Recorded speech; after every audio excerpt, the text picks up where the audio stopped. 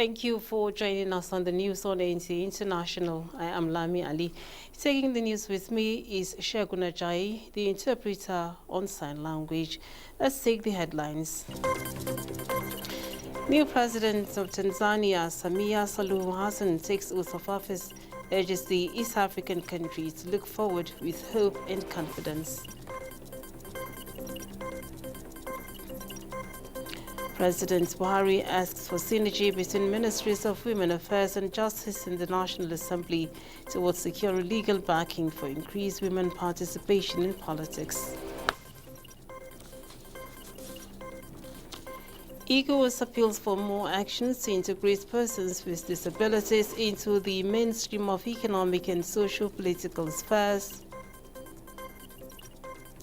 Plus, Europe resumes vaccination with AstraZeneca COVID-19 vaccine after blood clot scare.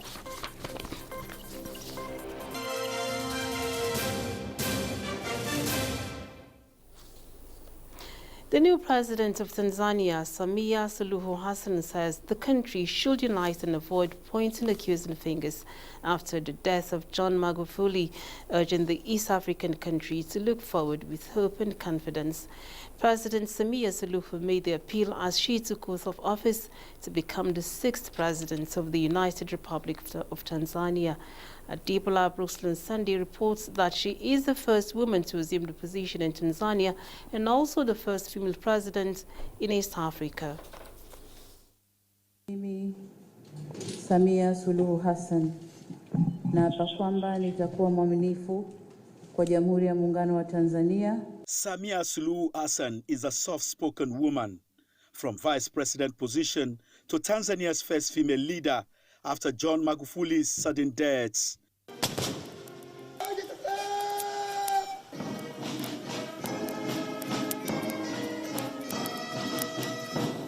Suluhu is the strong woman, and I hope that he will take lead now our nation. She will get support for maybe for 70 percentage. Has you know that culture and religious traditions is the problem here in Africa, not only in Tanzania. So some people are not believing that a woman like Suluhu will take a lead, will control each and everything, even the army. Born in 1960 in Zanzibar, a former slaving hub and trading outpost in the Indian Ocean, Samia graduated from high school, and at 17, she took a clerkship in a government office after she publicly said her finishing results were poor. After undertaking further study, she rose through the ranks to become a developmental officer in the Zanzibari government. She was employed as a project manager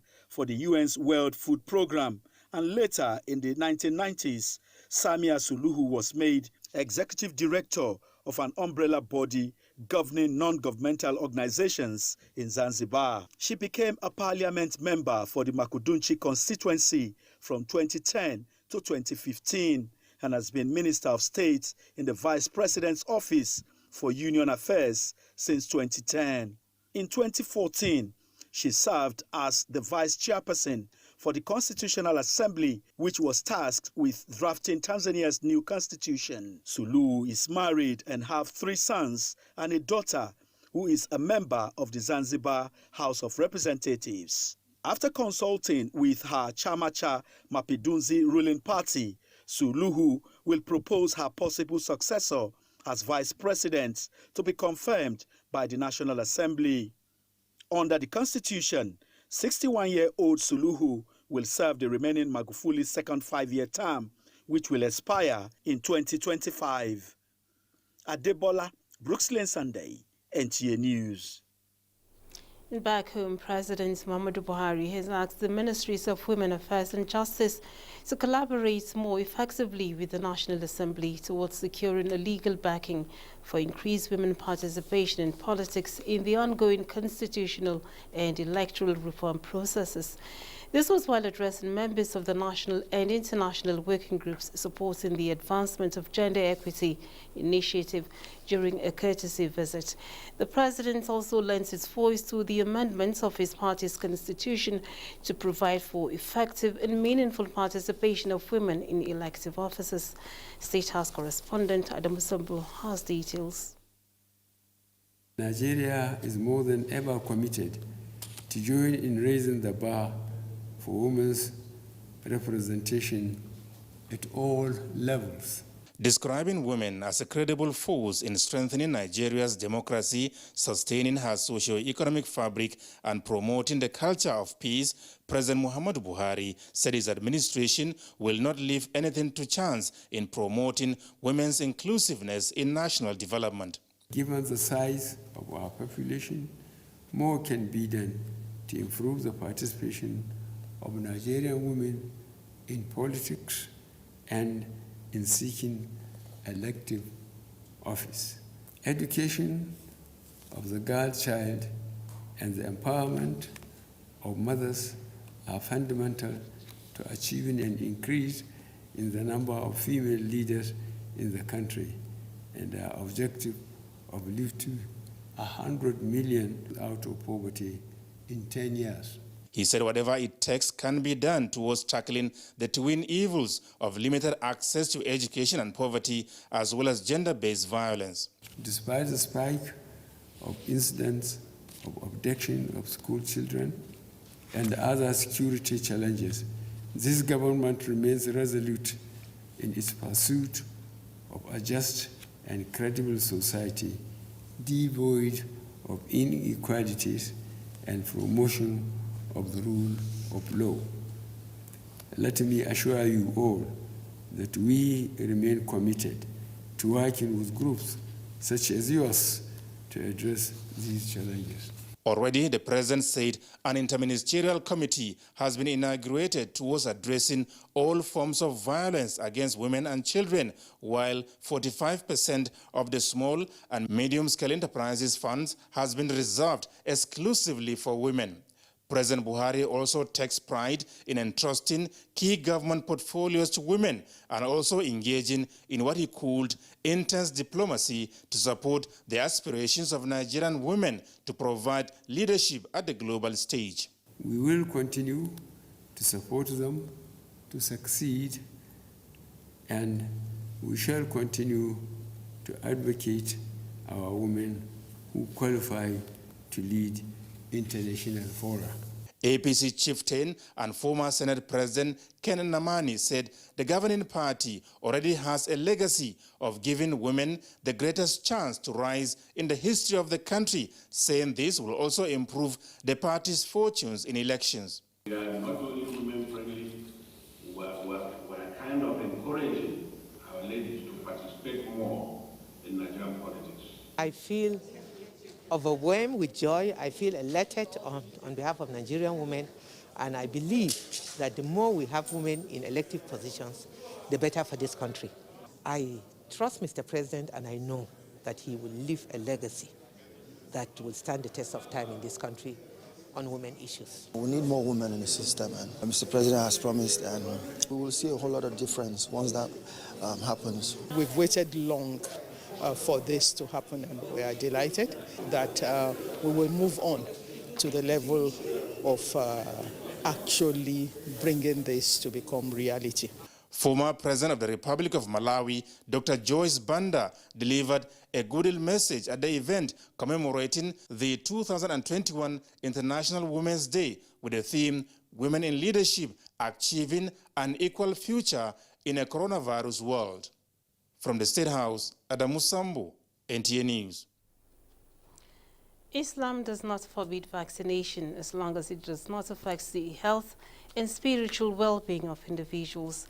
This came to the fore at the Sensitization Forum of Muslim Scholars and Imams on COVID-19 vaccination, organized by National Primary Healthcare Development Agency in collaboration with the Nigerian Supreme Council for Islamic Affairs. Basi Itaikbang reports. Since the federal government rolled out COVID-19 vaccines in March, Nigerians have been asking questions on the safety and efficacy of the vaccines. and whether or not the vaccine has the capacity of affecting or changing the DNA of an individual. This gathering of representatives of federal government and Muslim leaders gave explanation on these amid many more of such questions. Not everybody will get the information that the European Union, the regulatory body, has now reversed and provided clarity and validated that the use of AstraZeneca is safe. But it is very important and instrumental that a day after the European Medicines Agency cleared the air on the linkage between AstraZeneca and blood clotting, that we're meeting here today to deliberate further. So therefore, we can, with every sense of correctness, take this vaccine as a gift from above, the vaccines against COVID-19. The Sultan of Sokoto, Mohammed Saad Abubakar III, said the conversation was timely. It's left for you to want to take the vaccine, because we will not force you. We only advise you. We only try to appeal to you, like we did with the polio vaccine decades ago, and today we are polio-free. The conversation, which centered on the safety of the vaccines, was an opportunity for people to ask questions on the side effects, rumors surrounding the vaccines, the need for follow-ups, and preservation of the vaccines sent to states, as well as vaccination of pregnant women, unlike previous vaccines. Some suggested that Muslim leaders should check the vaccine as a proof of safety to the Muslim Ummah. Basi Taipa, Nta News. Now, Europe resumes vaccination with AstraZeneca COVID-19 vaccine after blood clot scare, and North Korea cuts ties with Malaysia over U.S. extradition. Joyce Amato is here with global updates.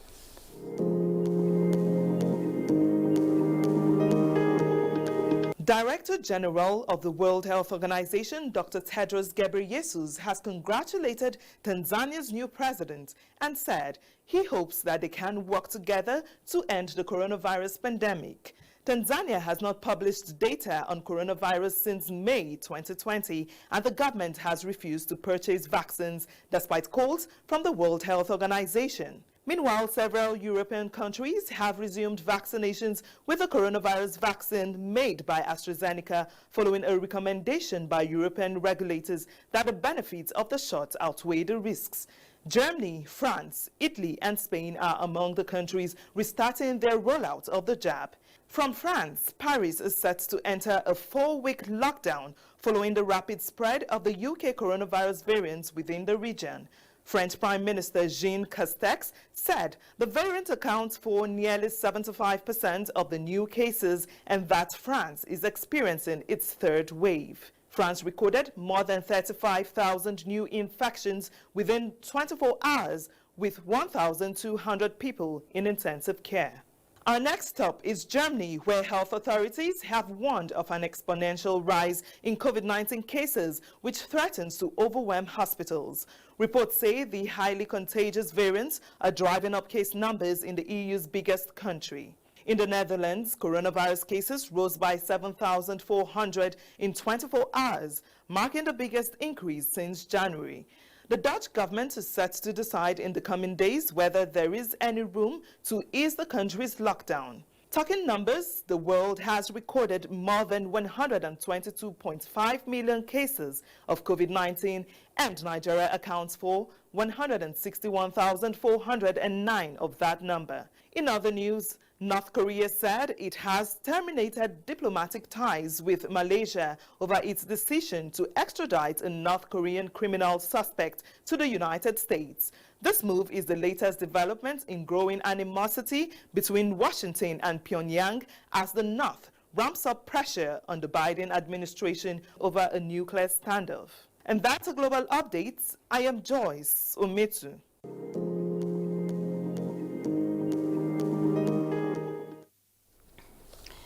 The Economic Community of West African States, ECOWAS, has appealed for more actions by governments of member states to integrate persons with disabilities into the mainstream of economic and socio-political spheres.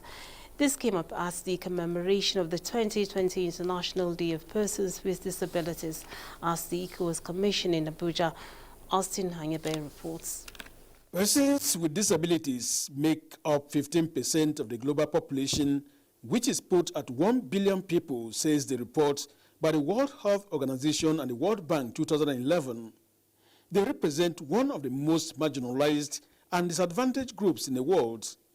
The concern by the ECOWAS Commission is that there is a strong link between disability and poverty, as 1 in 5 world poorest are persons with disabilities.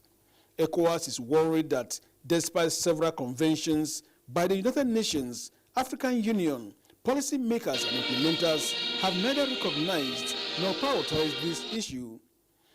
The event, therefore, is to draw attention of national governments to the impacts of the COVID-19 pandemic on people living with disabilities and how to promote, protect, and ensure the equal enjoyment of their human rights in line with the United Nations Convention on the Rights of Persons with Disabilities. Last year was the COVID year, and we wanted to make sure that as governments are responding to COVID, their response should be inclusive, and that persons with disability should be mainstreamed into the response of COVID.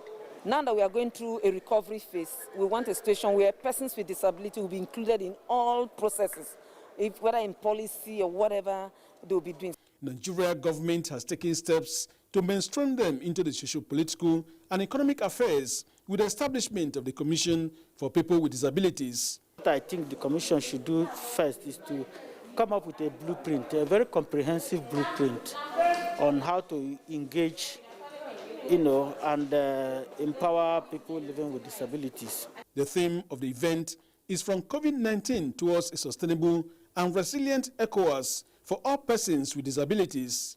Leave no one behind. In Abuja, Austin Anyebe, Nta News.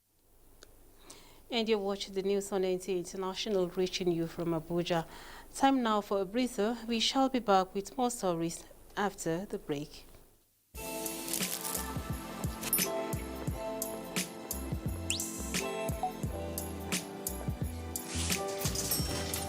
Hey, beautiful, your eyes, your smile are all begging me to take you home tonight. Now reading page 3. Experience unlimited superfast internet access from Intel 4G. Intel. Live more. The Minister of Defense, Bashir Magashi, says the unconventional warfare in the country is being confronted with best of strategies to ensure the return of peace and tranquility. The reassurance came when the House of Representatives Committee on Defense went on oversight to the ministry. Diligent discharge of constitutional mandates by the armed forces, the minister told the House members, has to a large extent enabled the gradual return of peace in areas challenged by insurgency, while intermittent incursions are regularly repelled.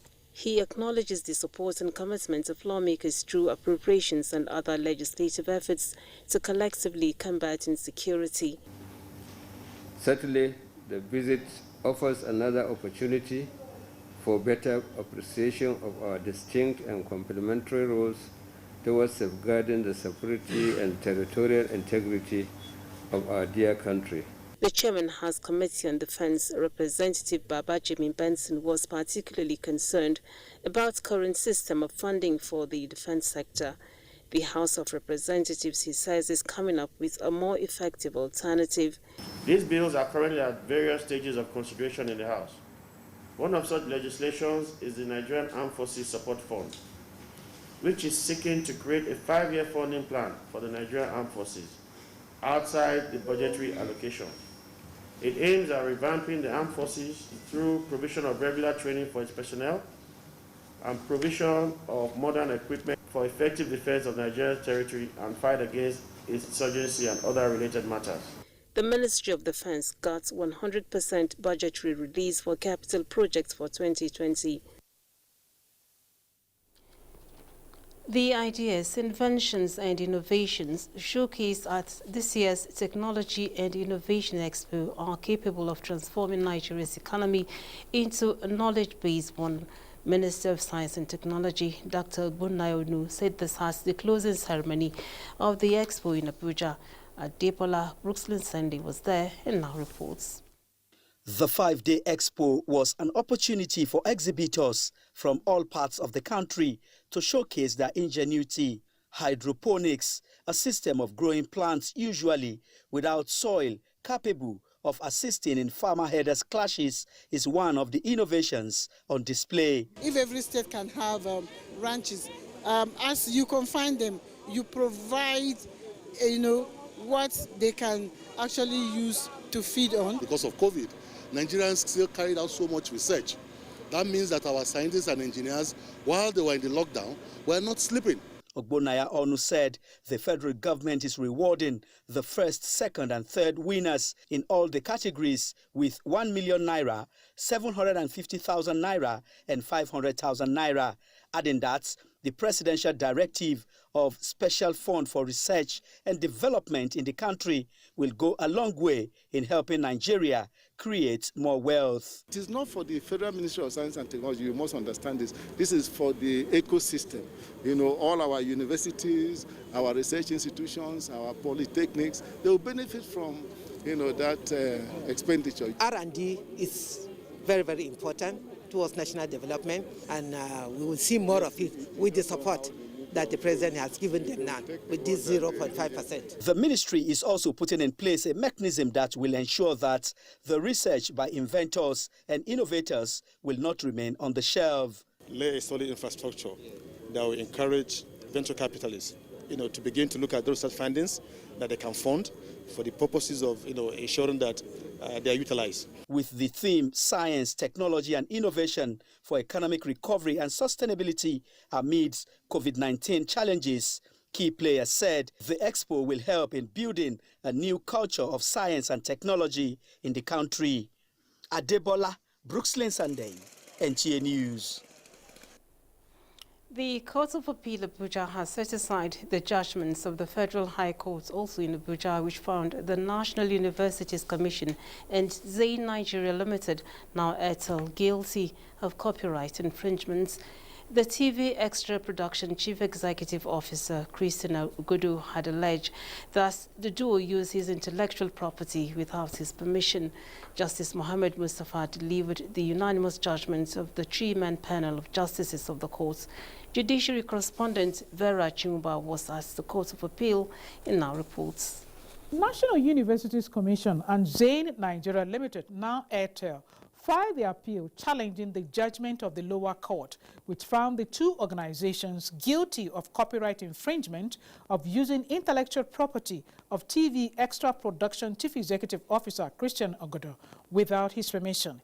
In allowing the appeal, the Court of Appeal, in the unanimous judgment of three-man panel of justices, delivered by Justice Mohammed Mustafa, said the trial court erred and ought not have assumed jurisdiction on the ground that the action was statute barred and therefore contravened Section 2A of the Public Protection Officers Act. The court also held that the award of 500 million naira as damages was in error. Oh, it was a fantastic judgment. I'm sure our clients are happy, and effectively justice was done. We are dissatisfied at this point. That is TV Extra Productions Limited. We are dissatisfied, and we are going to challenge it on appeal further to the Supreme Court. The respondent, Christian Ogodo, a journalist, had commenced the suit in 2008 against the appellants over a usage of his intellectual property without his permission. In Abuja, Vera Chumba, Nta News. The non-implementation of the consequential adjustment of pensions arising from the implementation of the 2019 National Minimum Wage is becoming a thing of worry for members of the Nigerian Union of Pensioners. The retirees have given a 21-day ultimatum in compliance with the Trade Unions Act for their concerns to be addressed by the three tiers of government.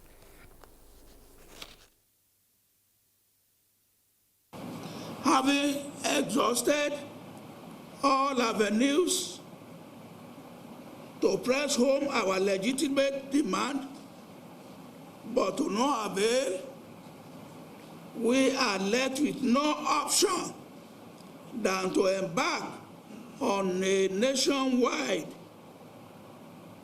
protest, as that is the only language our governments in this country understand.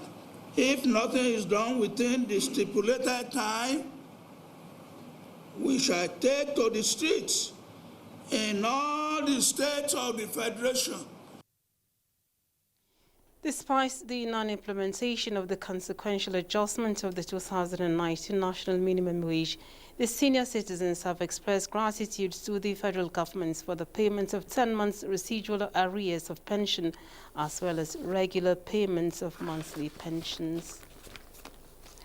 Sports news now. Referees embark on mid-season training as the draws for UEFA club competitions produce some interesting matchups. Details on Sports Update.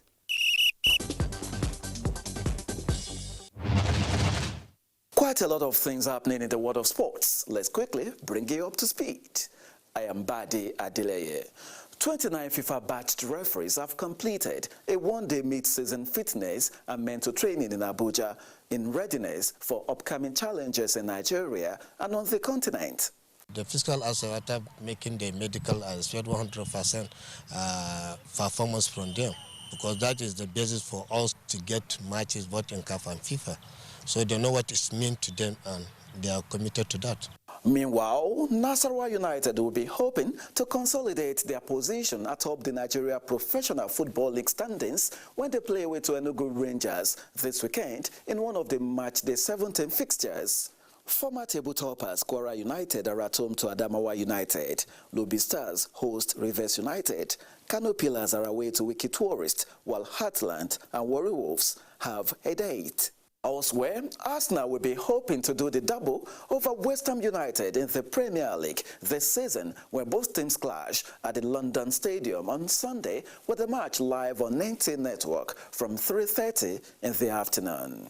Still talking European football, there will be a repeat of last year's UEFA Champions League final in the quarter-final stage.